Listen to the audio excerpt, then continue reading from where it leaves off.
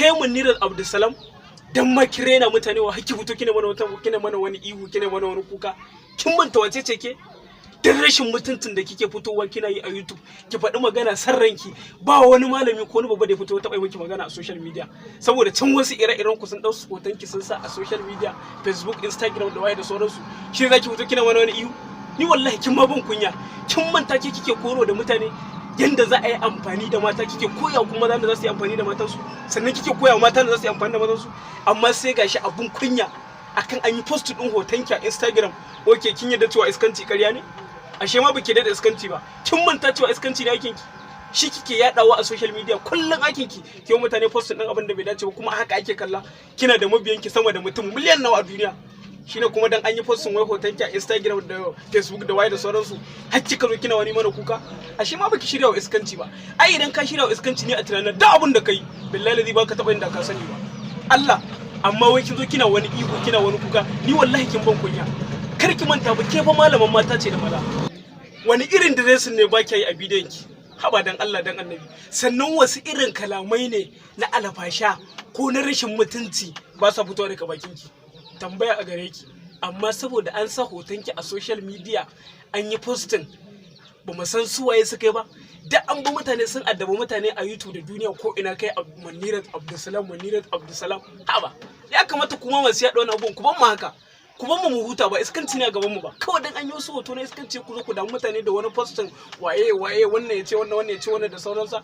Ai idan kin san cewa bakin ki ba zai furta alkhairi ba, duk bakin da ba zai furta alkhairi ba, to dole ne wani abu ko kuma in ce wani dressing na tsaraici dan yayi wannan ba abun mamaki bane.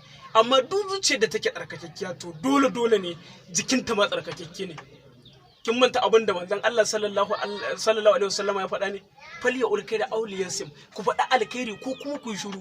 To ke kuma kullun burinki a YouTube ko kuma in ce a social media ta duniya so ki fito ki faɗi maganganu na badala wanda ba haka ba daidai suke ba, ba sa daga cikin koron manzon Allah sallallahu alaihi wasallam.